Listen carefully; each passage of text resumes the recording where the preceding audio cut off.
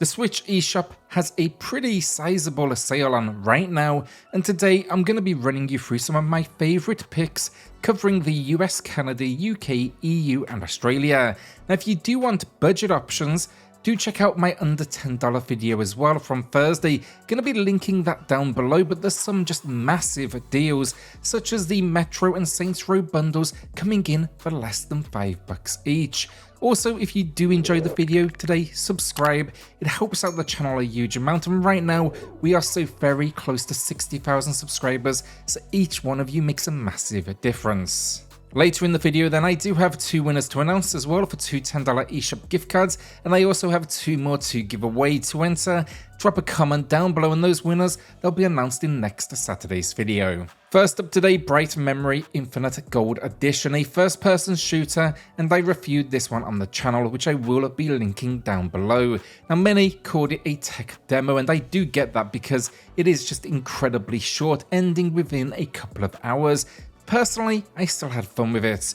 I played through it a couple of times in fact, and there are some good ideas here. Think gunplay, swordplay, a brief driving section, even an epic final boss showdown. The story makes no sense, I'll put that out there, revolving around an evil force, the weather, your mission is to stop it, really random, but yeah, right now this game is available at a new low price, 30% off, and I do know some folks have been waiting for it to get cheaper, so this might be your opportunity.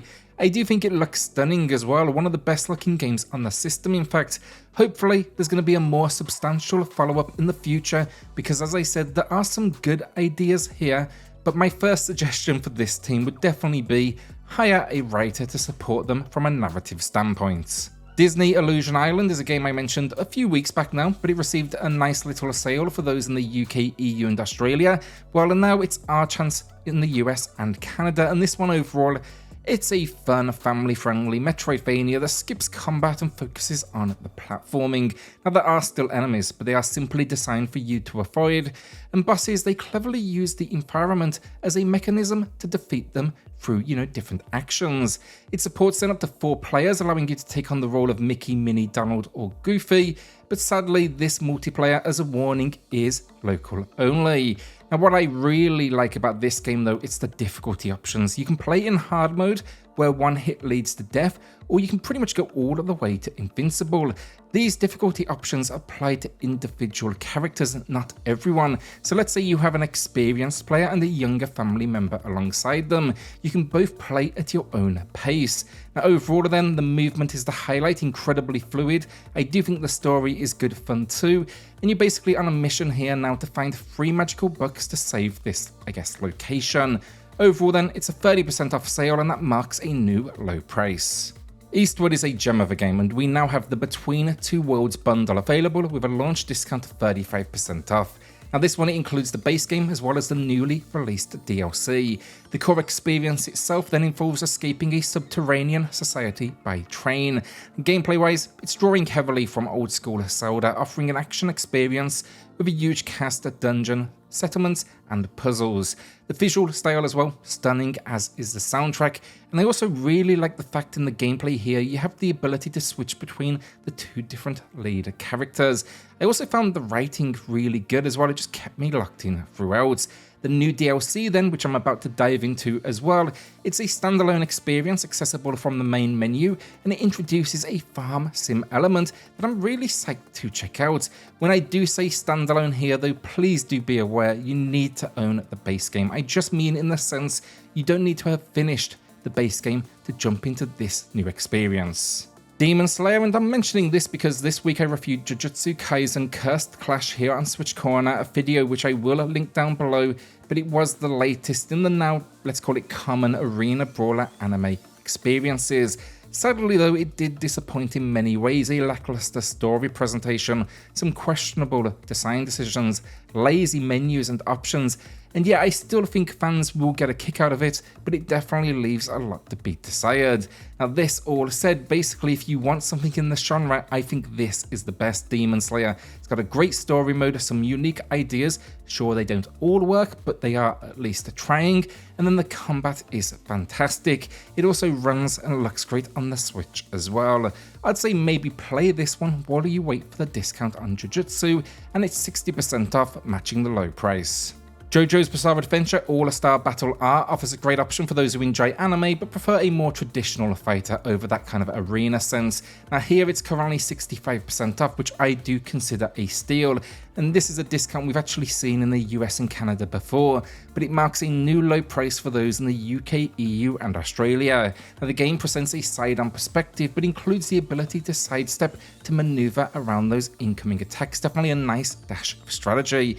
It also has more flexibility in its controls, making it sure beginner friendly, but also it still offers complex schemes for those who are looking to master it.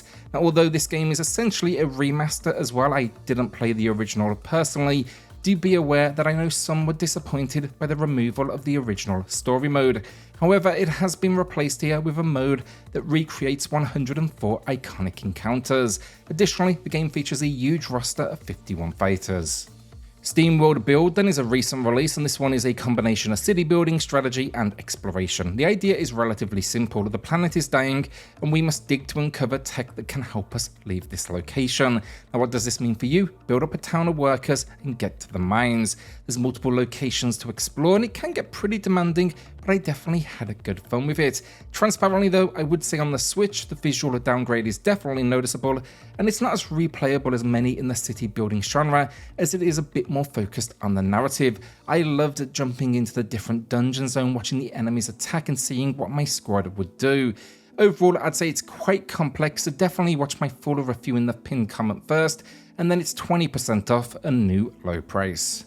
Spells and Secrets then is 40% off, a new low price, but do be aware here this is not a recommendation, as it's actually my pickup of the week, meaning maybe you'll want to join me for the ride. Now I heard some good things about this one, but I didn't see a huge amount of coverage surrounding the Switch build. As a warning though, I do know that there were at launch some frame rate issues, and I'm hoping to see they've since been patched out. I'm picking this one up because I want to feature it potentially in our list on the channel, and hopefully it's going to be one I get to recommend in the future. Now if you did play it, let me know your thoughts, but my understanding is it's essentially a dungeons crawler. You're based at a school and it was clearly influenced by Potter. Our first winner of the week then is Mike, who grabbed Red Dead and is playing it for the first time ever. I'd love to experience that one for the first time again personally, just a quality game. Congrats on the win though, Mike. Drop me an email for the $10 eShop gift card, and everyone else, a second winner is coming up here shortly in the video. Master Detective Archives Raincode is a game I only actually finished myself relatively recently, and now it's here with 20% off, a new low price. Now it comes from the same minds as Danganronpa, and if you know anything about that series, you should know things are going to get pretty wild here too. Basically though, we take on the role of a detective in training alongside a ghost that haunts him, and you'll be navigating a town tackling all sorts of murders. Just really enjoyed the storytelling with this one. I don't know why I didn't expect this as well, but it is M-rated and they definitely go to some dark places. I'm going to say with this one as well, watch a full review because it is so unusual, but overall I love the cast, loved solving the mysteries, loved the idea of this labyrinth that appears to help you on your way, and yeah, you're probably getting the idea here, just a huge amount of mechanics that need a dedicated video. Hogwarts Legacy then, and I mentioned this recently as it was on sale in the US and Canada, but now it's everyone else's turn in the UK, EU and Australia. Now with the dates and the details at the top of the screen, I tend to set these to the US, but in this case it is everyone else. So if you want it in the US, the deal actually ends in just a couple of days on the 5th. We also spoke about it recently, so I won't be going into detail here, but it's 30% off, matching the low, and it runs surprisingly well on the Switch. Q is our second winner then, who highlighted Ultra Age, and it's a hidden gem this one. Congrats on the win though, drop me an email for the $10 eShop gift card, and everyone else, drop a comment down below for your chance in next week's video. Final Fantasy 1-6 Pixel Remaster Collection is our final game of the video, and transparently, I've played these, I own this collection, but I am nowhere near beating them. It is a whole lot of game packed in here for your money. They are good ports though of classic games, and I don't think you can go wrong, even if I do think this bundle, it was a little expensive at launch. Now alongside the core games then, they've modernised the UI, added in quality of life fixes, thrown in a gallery and music player, and updated the pixel art and rearranged the music. If you are a fan, I see no reason why you wouldn't want to add this to the library, but if they still feel a little expensive, you can pick them up individually right now on sale for around $10 or that regional equivalent. This then, it's 20% off a new low price. And that's the video done. What will you be adding to the library this week? Let us know in the comments. A shout out then to the patrons and the channel members who are going above and beyond to support SwitchCorner. It helps more than you know, so thank you all so much. Then hit subscribe, join us here for reviews, deals, news and lists daily, and I'll see you all on the next video. Thanks everyone.